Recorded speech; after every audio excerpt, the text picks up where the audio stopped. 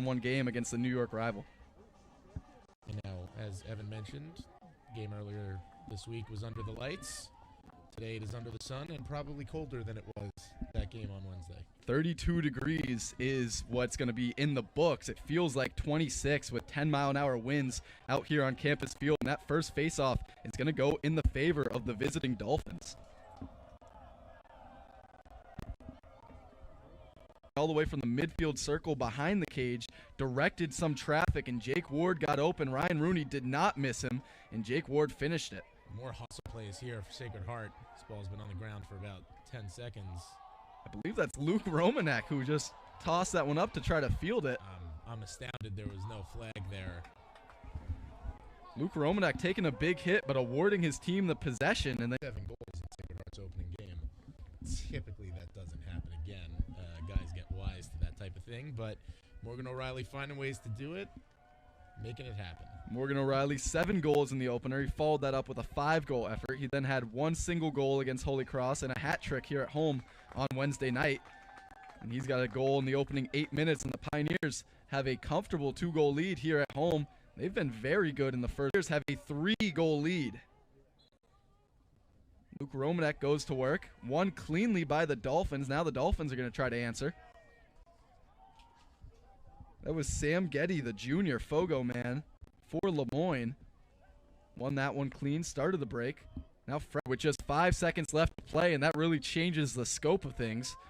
It would have been a scoreless first, the Pioneers with a 4-goal lead.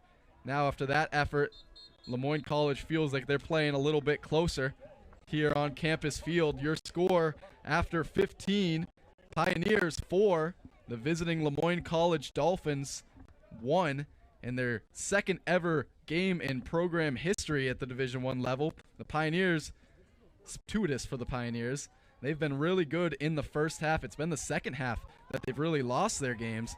And this time they make an adjustment in the face-off circle. That's Nicky Casano taking it and winning it for the Pioneers. I didn't think Romanek, it's not often you're loose in front of the net like that with no one around you. You got to take those opportunities. And once again, we'll see Casano in the face-off circle. And a face-off violation for Moyne. Casano 2 for 2 in the dot. The Pioneers with another chance to Thomas Berry with an accurate shot from the low slot. Had a free left hand, went overhand. The defense too late to close out. And that's how Moyne will get their first goal of the quarter. Now Romanek is back in the dot. He wins it clean. Completely clean. I think John Bossi's just giving Molly Jacob take it away. Yeah, guys, so Michael Moreshi has really stepped up for the Pioneers during his early career. The sophomore from Gainesville, Florida, had 2 goals against Fairfield last week and then the assist today. He told me that having chemistry with his coaches and teammates really helps him thrive. And even though he's far... A little bit of surprise is what it takes. Just completely fooled room, I think. The way he's been seeing the ball, that one does not go by very often. And John Basti goes back to the well with Nicky Casano taking the face-off. He's lost that one. Moyne will try their hand on offense yet again. Jake Ward picking up his first hat trick of the season with a defender right in his face. Uses the stick to go around him. And he was parked right in front of the cage, about 15 yards out, though. Big goal, too, for Moyne. Kind of pulls themselves back into this. Makes that Jake Ward hat trick all the more important. That is a face-off violation by Nicky Casano, who has lost the last 2 face-offs. Now Moyne with a little bit of wind beneath their sails. They get back in the offensive set. I'm excited with that one. Candelino with the goal last game. He has an assist this game. Absolutely, a 2-point streak. And Luke Romanek back in the game at the face-off circle will win this one as long as Sacred Heart can clear. That should be a push. It will be. It is. Luke Romanek wins the face-off for the Pioneers. Pioneers break midfield. And now Sacred Heart has doubled their third quarter goals so far this year with 2. Pioneers back out to the 5-goal lead. It's going to be a face-off violation on Sacred Heart. That shot bounced right at the goal line, perfectly placed. Carter Room unable to go down and get it. We've talked a lot this year about how Sacred Heart is a veteran on his career as a Sacred Heart Pioneer. The senior from Rockville Center, New York, has been an offensive weapon ever since he became a Pioneer. He had a few goals as a freshman, really took over leading the team in goals as a sophomore and a junior. Now as a senior, he's well on his way to doing the same, on pace for a 50-plus goal season. Huge face-off win there, too, for Sacred Heart. I wouldn't force this. Oh, man! Oh, man! What shot from David Creel, the senior, with the long stick, and he's getting mobbed in the offensive zone. All right, I'm not going to say anything else. As I warned against it, the second game in a row for the Pioneers with a long stick goal pulls this one back. We talk about Morgan O'Reilly having a heavy shot, just sets his feet and rips it. David Creel with a crow hop into a long stick catapult from about 15 yards away. Almost put a hole in the back of the net.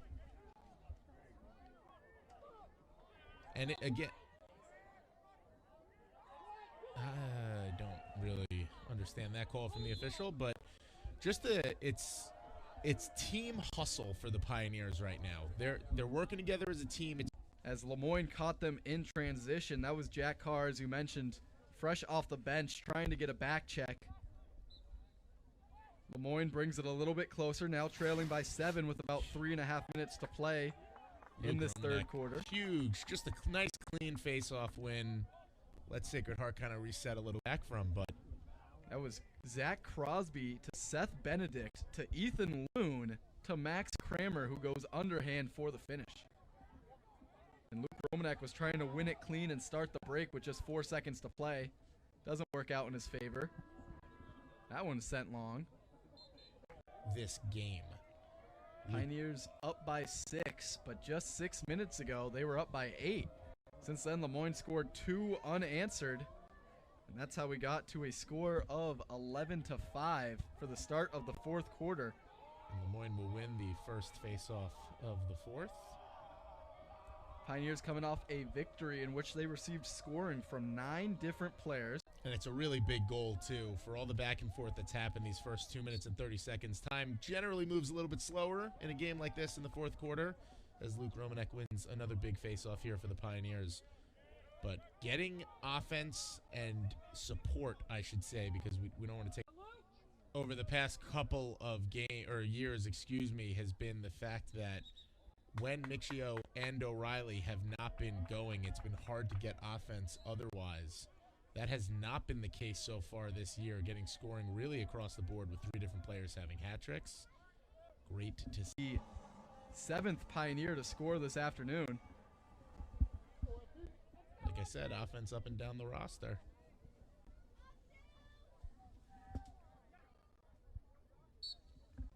Coming off a 3-point performance against Fairfield. And now this is Morgan O'Reilly. What a save. Morgan O'Reilly. MP Thomas getting hit. Looked like it might have gotten interesting here at Campus Field, but the Pioneers now sporting a very comfortable double-digit lead. Yeah, don't forget about that save by Pazienza to start the quarter when things were quite a bit closer than they are right now. Left. Eisenman becomes the 6th Dolphin to score on the day.